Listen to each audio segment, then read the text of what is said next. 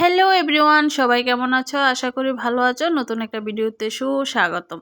তো আজকে কচি পাঁঠার মাংস রান্না করব। তো একটা জিনিস আমি দেব, মানে এটা কি তোমরা সম্পূর্ণ ভিডিওটা দেখো, আশা করি ভালো লাগবে। এটা দেওয়ার ফলে মাংসর স্বাদ দ্বিগুণ হয়ে যায়।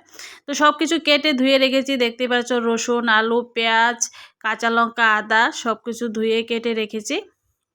আর এখানে আছে দেখো বেশি না, প্রায় 300 গ্রাম পাঁঠার মাংস। তো দেখো, আর এখানে দেখো এলাচ, লং, দারচিনি আমি ভিজিয়ে রেখেছি। আর এখানে আমি এটা মিক্সচারে এখন পেস্ট করে নেব। দিয়ে দিলাম আদা কুচি, কাঁচা লঙ্কা, আর দিয়ে দিচ্ছি পেঁয়াজ। মাংসটা কিন্তু আমি ঝাল করে রান্না করব, কারণ ঝালটা আমার খেতে ভালো লাগে। আমরা ফ্যামিলির সবাই ঝাল খেতে খুব ভালোবাসে। তো দিয়ে দিয়েছি রসুন। তো এখন সব কিছু পেস্ট করে নেব। তো দেখো পেস্ট হয়ে গেছে। তো দেখো এখন আমি গ্যাসে একটা ফ্রাই প্যান বসিয়ে দিলাম। দিয়ে দিলাম তেল, আর তেলটা কিন্তু পরিমাণে বেশি দিয়েছি আমি। তো দিয়ে দিয়েছি পেঁয়াজ কুচি আর তেজপাতা। আমি এখানে দেখো গোটা এলাচ, দারচিনি, লবঙ্গ কোনো কিছু দেইনি। না দেওয়ার কারণ আছে, তোমরা দেখতে থাকো। তো দেখো পেঁয়াজটা একটু ব্রাউন কালার হোক, আমি এখন মাংসটা মেখে নিচ্ছি। দিয়ে দিলাম লবণ, গোটা পেঁয়াজ, রসুন, আর দিয়ে দিলাম যেটা আমি পেস্ট করেছি আদা, রসুন, পেঁয়াজ, কাঁচা লঙ্কা। এটুকু দিয়ে আমি এটা মাখছি। তো পেঁয়াজ দেখো হয়ে গেছে। তো এখন দিয়ে দিলাম জিরা 1 চামচ, ধনিয়া 1 চামচ, হলুদ 1 চামচ, লঙ্কা গুঁড়া 1 চামচ। তো সব কিছু দিয়ে দিলাম তেলের মধ্যে। আর দেখতেই পাচ্ছ তেল কিন্তু অনেকটা তেল দিয়েছি। আর এই তেলের মধ্যে দেওয়ার ফলে কালার কিন্তু খুব দুর্দান্ত আসে। এই পর্যায়ে তোমরা টমেটো দিতে পারো কুচি করে। তো একটু জল দিয়ে দিয়েছি মশলাটা যাতে না পুড়ে। তো আমি একটু মশলাটা একটু কষিয়ে নিচ্ছি। তো কষানো হয়ে গেছে, এখন দিয়ে দিলাম মাংস।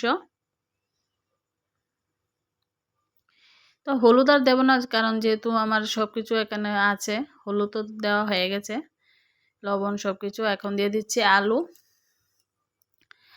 আর গোটা একটা রসুন।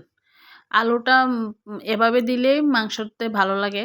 আর তোমরা বলতে পারো এই যে মুরগির পা কেন দিয়েছি বলো তো? এগুলো আমি এক্সট্রা এনেছিলাম, আমার ছেলে খুব ভালো পায়।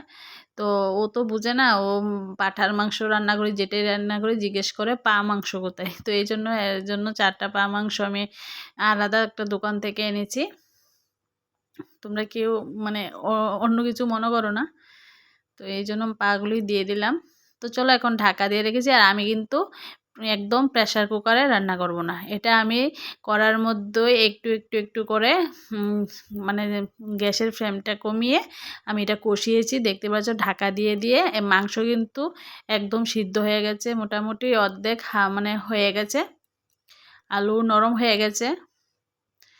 এটা কড়াইয়ের মধ্যে রান্না করলে মাংসর স্বাদ কিন্তু দ্বিগুণ হয়। তোমরা প্রেসার কুকারে না দিয়ে এভাবে করবে, খেতে খুব টেস্ট লাগে। তো দেখো আমার মাংস কিন্তু অনেকক্ষণ লাগিয়ে আমি কষিয়েছি। এখন দিয়ে দিয়েছি জল। আর এটা কিন্তু আমি গরম জল দিয়েছি, একদম গরম জল। তোমরা একদম ঠান্ডা জল ইউজ করবে না। যে কোনো মাংসর মধ্যে মাংস কষানোর পরে একটু গরম জলই দেবে, মানে টেস্টটা খুব ভালো থাকে। তো চলো এখন ঢাকা দিয়ে দেব।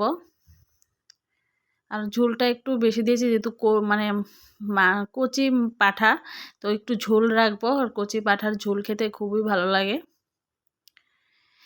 তো দেখো আমি কিন্তু কাঁচা লঙ্কা বেশ খানিকটা দিয়েছি। তো এদিকে দেখো এই যে আসল জিনিসটা, এটা হলো এলাচ, লবঙ্গ, দারচিনি, যেটা আমি ভিজিয়ে রেখেছিলাম। এটা আমি শিলে এটা বেটে নিয়েছি। এটা দেওয়ার ফলে বন্ধুরা কি বলবো, এভাবে বেটে দিলে মাংসর স্বাদ যে আগেকার দিনের মানে ঠাকুমারা দিদারা রান্না করতো এভাবে সব কিছু মশলা তো বেটেই দিত। তো আমরা তো এখন আর বেটে দেই না, কিন্তু এই মশলাটা অবশ্যই তোমরা ট্রাই করবে একটু বেটে দেওয়ার জন্য। আর যদি ভিজিয়ে রাখো একদম মানে সময় লাগে না, যদি বেশি করে ভিজিয়ে রাখো তাহলে মিক্সারও হয়ে যায়।